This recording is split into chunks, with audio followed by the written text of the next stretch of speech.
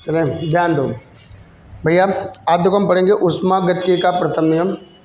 ऊष्मागतिकी का प्रथम नियम क्या है, केमिस्ट्री में भी आ चुका है, ना याद हो तो हमने आपको बताया था। ये सिलेंडर था, बर्तन था, याद होगा। यहाँ पे पात्र क्या थे, पिस्टन रखा था। यहाँ ऊपर ऐसे मैंने घिरनी लटकाई थी और यहाँ पे एक पिन लटकाया था। नीचे सिलेंडर था। सिलेंडर से हमने इसको क्या किया था, जब हम गर्म करते हैं तो याद है बर्नर से क्या करता है, सिलेंडर ऊर्जा शोषित करता है।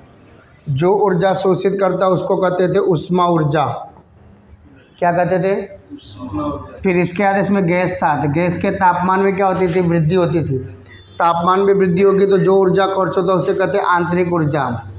और पिस्टन को ऊपर ढकेलने में जो ऊर्जा खर्च उसे क्या कहते हैं, कार्य। तो ऊष्मागतिकी का प्रथम नियम था कि किसी भी निकाय द्वारा शोषित की गई ऊष्मा ऊर्जा निकाय के आंतरिक ऊर्जा और किए गए कार्य के योग के क्या होता है, बराबर होता है। क्लियर? वापस सुन लो। ऊष्मागतिकी का प्रथम नियम यही था कि किसी भी निकाय द्वारा शोषित की गई ऊष्मा ऊर्जा निकाय की आंतरिक ऊर्जा में होने वाली वृद्धि और किए गए कार्य के योग के क्या होता है, बराबर होता है। ये ऊष्मागतिकी का प्रथम नियम है। क्लियर? अब आता है बेटा दूसरा, सीपी सीवी में संबंध, मोस्ट इम्पॉर्टेंट।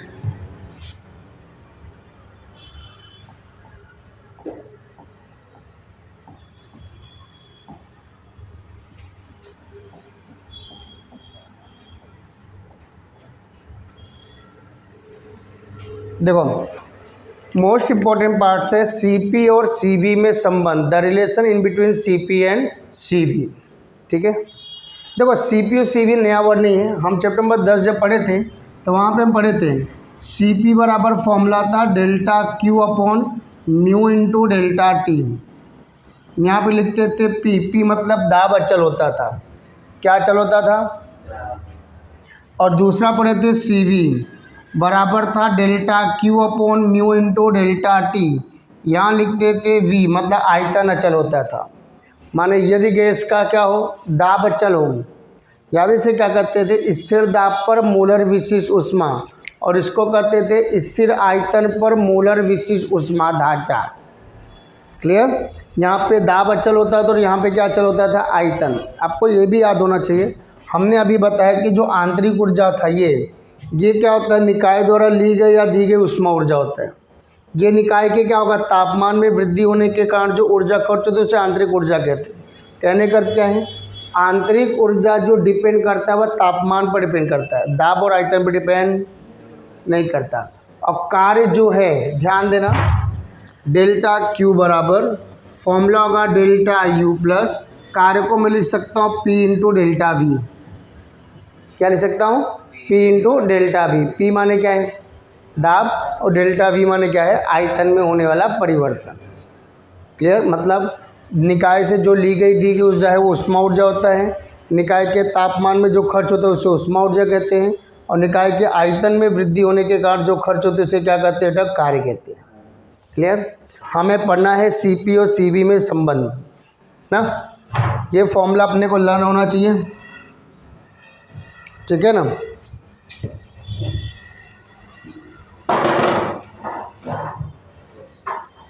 ध्यान देना, पहले हम क्या करेंगे, ऊष्मागतिकी के प्रथम नियम से, ऊष्मागतिकी के प्रथम नियम से। ऊष्मागतिकी का प्रथम नियम क्या था कि किसी भी निकाय द्वारा शोषित की गई ऊष्मा ऊर्जा निकाय के आंतरिक ऊर्जा और किए गए कार्य के योग के मान के क्या होता है, बराबर होता है। अगर मैं ये डी डब्ल्यू लिखूँ तो यहाँ लिख सकता हूँ पी डी वी। थोड़ा सा समय अंतराल हो तो डी लगा सकते हो, कोई फर्क नहीं पड़ता। अब ध्यान दो, हमें चाहिए पहले सीवी। क्या चाहिए? मान लो कि यदि गैस का आयतन अचल हो। क्या अचल हो?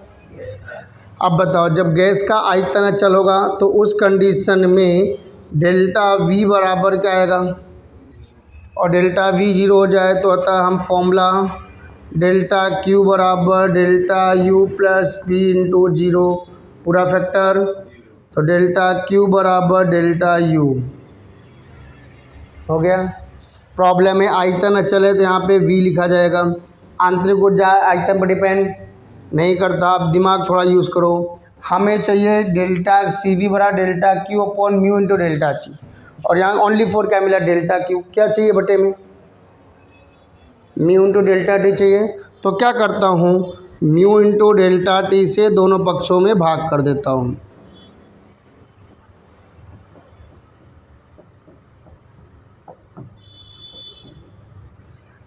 अगर मैं भाग करूं तो क्या आएगा delta Q upon mu into delta T, यहाँ लिखा v बराबर delta u upon mu into delta T. इतनी जगह मैं सी वी लिख सकता हूं। समीकरण कितना मान लिया हो गया। दूसरा, यदि गैस का क्या अचल हो, दाब अचल हो। अब दाब अचल होगा तो कोई जीरो नहीं होगा, इसमें कोई भी जीरो होने लगा, तो डेल्टा क्यू यहाँ लिखा पी बराबर डेल्टा यू तो बदलेगा नहीं, यहाँ लिखेंगे पी इंटू डेल्टा वी। हम पढ़े हैं आदर्श गैस समीकरण P V is equal to mu R T. हमने बोला दाब अचल है और कोई अचल है ना, तो ये अचल है ना, तो मैं इसको अगर ऐसे लिखूँ P इंटू डेल्टा वी तो म्यू आर इंटू क्या लिख सकता हूँ डेल्टा टी। अगर रखूँ तो डेल्टा क्यू पी बराबर delta you plus mu R delta T. हम क्या करते हैं म्यू इंटू डेल्टा टी से दोनों पक्षों में भाग करते हैं।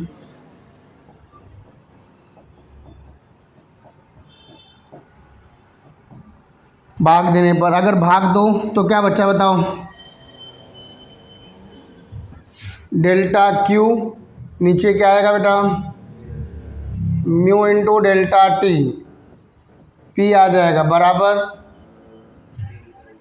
क्या आएगा बोलो delta you upon mu into delta t. ध्यान दो, दूसरा इसकी जगह इसके बटे क्या लिखोगे म्यू आर टी ना, तो mu R T mu R delta T upon mu into delta T, तो म्यू से म्यू कट डेल्टा टी से डेल्टा टी कट, तो अपने पास क्या बचा delta Q upon mu into delta T, यहाँ आ गया पी बराबर delta you upon mu into delta T plus R. हम जानते हैं बेटा सी पी बराबर होता है delta Q upon mu into delta T, यहाँ लिखेंगे पी, यहाँ पे आएगा सी पी बराबर आ जाएगा delta U upon mu into delta T, ठीक है, प्लस क्या हो जाएगा आर। तो इतनी जगह मैं क्या लिख सकता हूँ सी वी, क्या लिख सकता हूँ सी वी प्लस आर। ये इधर जाएगा तो C P minus C V बराबर कितना आएगा आर। इस सूत्र को हम क्या कहेंगे पता है, सी पी सी वी में संबंध तो बोलते ही हैं, साथ में इसको बोलते हैं मेयर का सूत्र।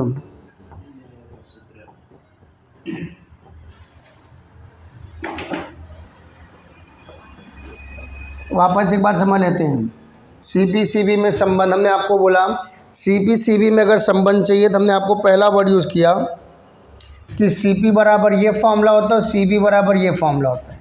सी पी मतलब स्थिर दाब पर मोलर विशिष्ट ऊष्मा और सी वी मतलब स्थिर आयतन पर मोलर विशिष्ट ऊष्माधारिता। दोनों में डिफरेंट कर दो, यहाँ पे दाब अचल होगा और यहाँ क्या अचल होगा आयतन, बाकी कोई चेंजेस नहीं होगा। हमने लिखा पहले ऊष्मागतिकी का प्रथम नियम लिखा, कौन सा नियम लिखा ऊष्मागतिकी का प्रथम नियम लिख लिया। हमने सबसे पहले क्या अचल माना आयतन अचल होगा, तो आयतन में कोई परिवर्तन खत्म, तो यहाँ रखोगे जीरो हो जाएगा। अब देखो हमें चाहिए सी वी, तो हम क्या करते हैं दोनों तरफ क्या करते हैं बेटा म्यू इंटू डेल्टा टी से भाग कर देते हैं। भाग कर दिया, इतने की जगह मैं क्या लिख सकता हूँ सी वी लिख दिया, समीकरण एक मान लिया। अब मान लो कि यदि गैस का क्या चलो दाब चलो, दाब में कोई जीरो नहीं होगा। आदर्श गैस समीकरण पी वी इज इक्वल क्या पड़े म्यू आर टी, तो P इंटू डेल्टा टी बड़ा क्या आएगा, mu R into delta T, रख दिया। म्यू इंटू डेल्टा टी से दोनों पक्षों में क्या कर डाला, भाग कर डाला, भाग किया, कट गया। इतनी जगह मैं क्या लिख सकता हूँ, सी पी। अब इसकी जगह लिख सकता हूँ सी वी, इधर जाएगा तो क्या होगा, C P minus C V बराबर आर। समझ में आया? ओके, ये अपन लोग का हो गया, सम हो गया। अब आता तो ऊष्मागतिकी प्रक्रम, न्यू हेडिंग है ऊष्मागतिकीय प्रक्रम। अब आपको बता दूं ऊष्मागतिकीय प्रक्रम टोटल 5 होते हैं। पहला होता है समतापी, दूसरा होता है बेटा समदाबी,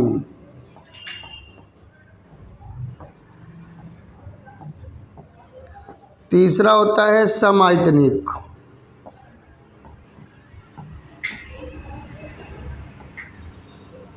प्रक्रम, चौथा होता है रुद्धोष्म प्रक्रम,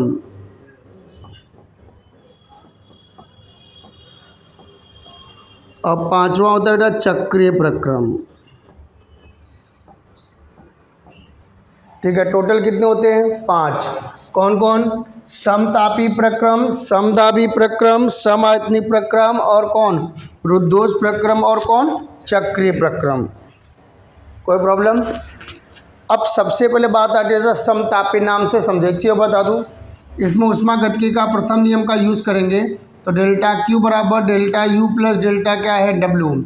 अच्छा, ये किस पे डिपेंड करता है, ली गई या दी गई ऊर्जा पर, ये तापमान पर, और ये आयतन पर।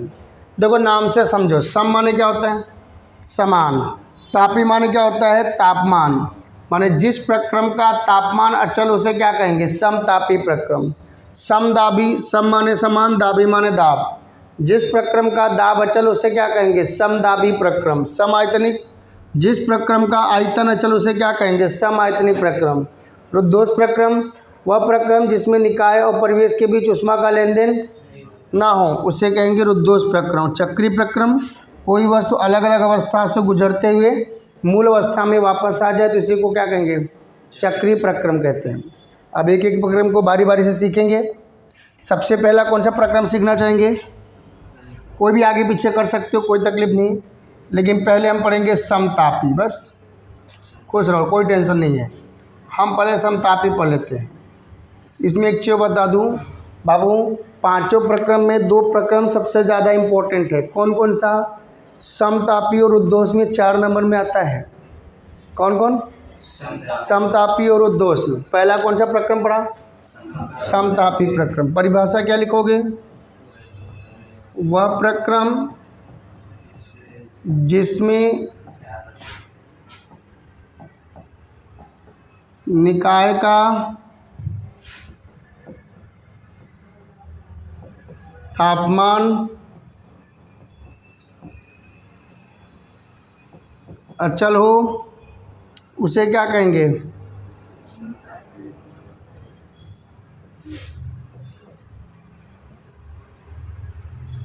उसे क्या कहते हैं बेटा, समतापी प्रक्रम कहते हैं। वह प्रक्रम जिसमें निकाय का तापमान अचल हो उसे क्या कहेंगे हम, समतापीय प्रक्रम। Any doubts? अब बताएं क्या तापमान अचल है, तापमान मैंने तापमान में कोई परिवर्तन। अब बताओ तापमान में परिवर्तन ना हो तो ऊष्मागतिकी के ये नियम में कौन जीरो होना चाहेगा, आंतरिक ऊर्जा। रीज़न, क्योंकि आंतरिक ऊर्जा तापमान पर डिपेंड करता है, तापमान नहीं बदलेगा तो आंतरिक ऊर्जा बदलने वाला, इसलिए आंतरिक ऊर्जा में परिवर्तन जीरो होगा। तो यहाँ लिखना पड़ेगा, क्या लिखना पड़ेगा, समतापी प्रक्रम में, समतापी प्रक्रम में निकाय की आंतरिक ऊर्जा डेल्टा यू बराबर 0 होगी। अब बताओ डेल्टा यू शून्य हो गया, तो ऊष्मागतिकी के प्रथम नियम से, ऊष्मागतिकी के प्रथम नियम से डेल्टा क्यू बराबर delta you plus delta W. तो ये आपका डेल्टा क्यू बराबर 0 प्लस डेल्टा डब्लू, तो डेल्टा क्यू बराबर क्या आएगा, डेल्टा डब्लू। दोनों प्लस में दोनों माइनस में, मतलब प्लस में याद है उष्मा प्लस में हो तो लीजिए उष्मा होती है, और कार्य प्लस में निकाय द्वारा काम होता है। अगर दोनों या माइनस माइनस भी कर सकता हूँ तो इसका मतलब है निकाय द्वारा उत्सर्जित उष्मा और निकाय पर किए गए कार्य के मान के बराबर। इसका मतलब सुनते हो, निकाय द्वारा काम होगा तो उष्मा शोषित करता है, और निकाय पर काम होगा तो उष्मा क्या करेगा, उत्सर्जित करता है। क्लियर? तो यहाँ लिखना पड़ेगा, क्या करना पड़ेगा, क्या लिखना पड़ेगा, कुछ नहीं बता रहा हूँ, लिखना पड़ता है बेटा, निकाय द्वारा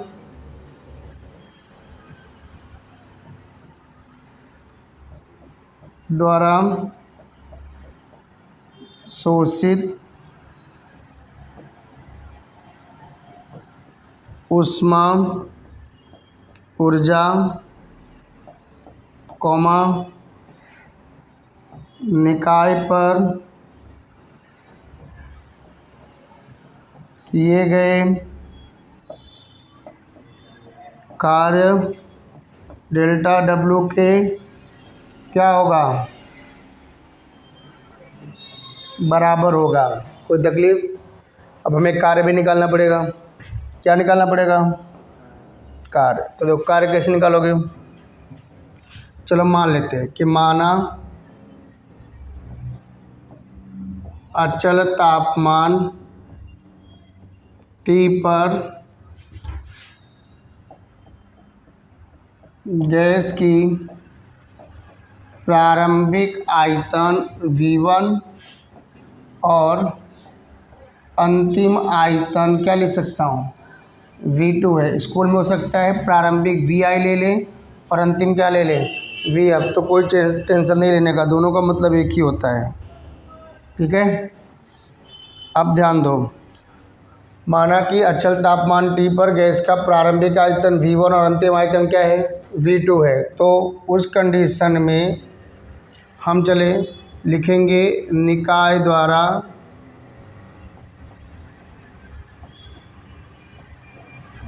किया गया, क्या निकाल लूँ, कार्य। dW बराबर फॉर्मूला होता है PdV ना। अब हमें थोड़ा सा कार्य हो गया, पूरा चाहिए दोनों पक्षों का, क्या करेंगे, समाकलन, तो इंटीग्रेशन PdV। अब यहाँ बताओ तापमान अचल, दाब अचल है क्या, अच्छा किसके सापेक्ष समाकलन हो रहा है, तो आयतन की लिमिट लगाएंगे, लिमिट कितना होगा, V1 से। अब बताओ यहाँ पे दाब अचल नहीं और यहाँ वेग के सापेक्ष समाकलन करना है, आयतन के सापेक्ष। तो पहले दाब को आयतन में क्या करना पड़ेगा, बदलना पड़ेगा। बदलने का तरीका, आपको आदर्श गैस समीकरण PV = क्या पड़ेगा, तो P = क्या लिख सकता हूँ, μRT/V। अब यहाँ एक का बबलू के सापेक्ष किया, W आ जाएंगे, यहाँ पे V1 से V2, यहाँ आ जाएगा μRT/V × dV। मैं क्या कर सकता था, तो म्यू भी अचल, R भी अचल, और तापमान क्या बोला मैंने, अचल। तो μRT बाहर आ जाएगा, इंटीग्रेशन V1 से V2 1/V dV। समाकलन करो इसका, आप पढ़े हो, μRT इसको लिख सकते हो, याद है 1/V का समाकलन जब भी करोगे, integration 1/V dV। Chapter number 6 में भी आ चुका है कि 1/, अगर कोई भी 1/, का समाकलन करता हूँ, क्या करता हूँ, समाकलन अगर करूँ यहाँ पे, तो इसका मान होता है ln V, नेचुरल लॉग। ठीक है, तो यहाँ रख दिया ln V, लिमिट V1 से V2, एक बार अपर लिमिट एक बार लोअर लिमिट, तो μRT ln V2 minus ln V1। According to rule भाग कर देता हूँ, μRT ln V2 बाई क्या आ जाएगा, V1। ये आ गया निकाय द्वारा किया गया कार्य। एक बार वापस समझ लेते हैं, मान लिया कि अचल तापमान T पर गैस का प्रारंभिक आयतन क्या है V1 और अंतिम आयतन क्या है V2 है, तो निकाय द्वारा किया गया कार्य dW बराबर होता है P इंटू dV। रख दिया। लिमिट V1 से V2, P हटाना है, P की जगह क्या रख सकते हो, P is equal to mu R T upon V. Mu R T बाहर लिया 1/v, 1/v का समाकलन करेंगे तो क्या आएगा ln v। एक बार अपर लिमिट एक बार, तो ln v2 minus ln v1 को लिख सकते हैं ln v2 बाई v1। हो गया, समझ में आया। अगला आता है बेटा दूसरा प्रक्रम।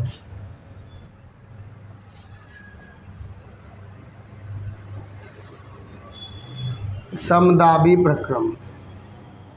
दाब में आकर कोई भी चीज़ अचल नहीं होता। तीनों उष्मागतिकी का जो था Q डेल्टा U और W कोई जीरो होने वाला, क्योंकि दाब अचल होगा तो कोई चीज़ में जीरो होने वाला नहीं है, क्योंकि आंतरिक ऊर्जा ली गई या दी गई डिपेंड करता है ऊर्जा पे।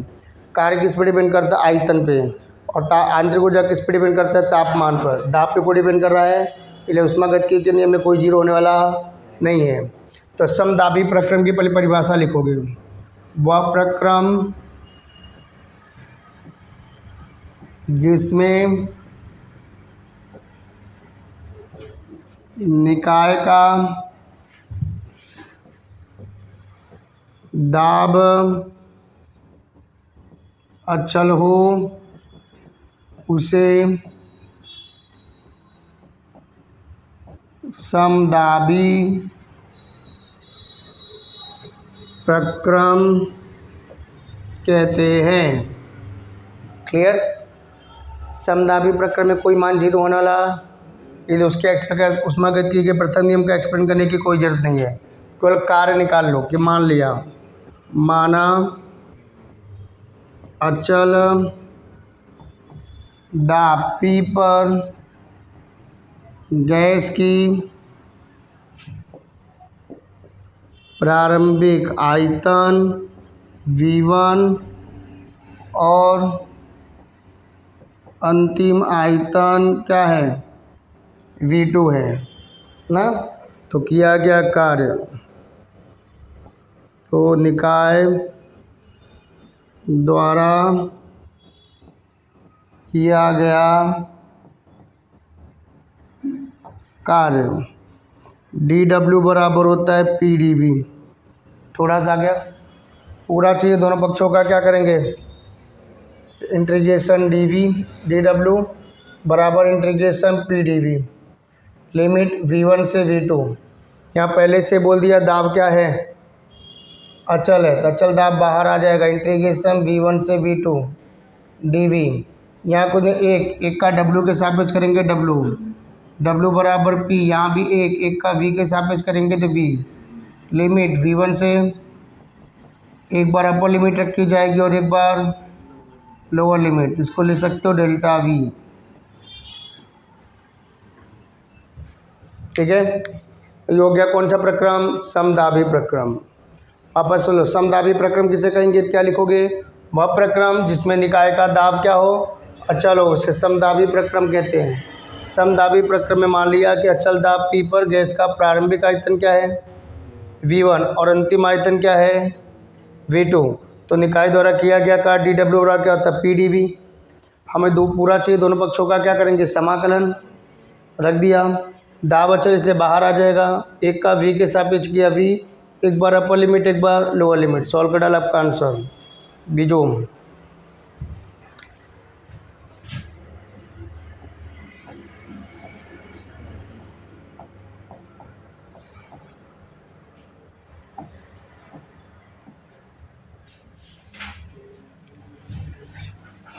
सम आयतनी प्रक्रम मतलब वह प्रक्रम जब सम माने समान, आयतनिक माने आयतन, माने वह प्रक्रम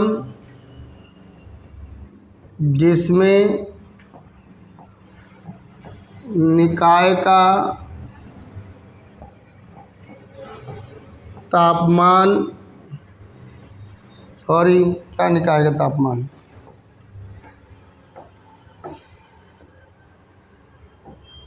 निकाय का आयतन अचल हो उसे समदाबी आयतनिक प्रक्रम कहते हैं। ठीक है, अब बताओ समआयतनिक प्रक्रम में क्या जीरो होगा? तनिक प्रक्रम में डेल्टा v बराबर क्या होगा? जीरो होगा।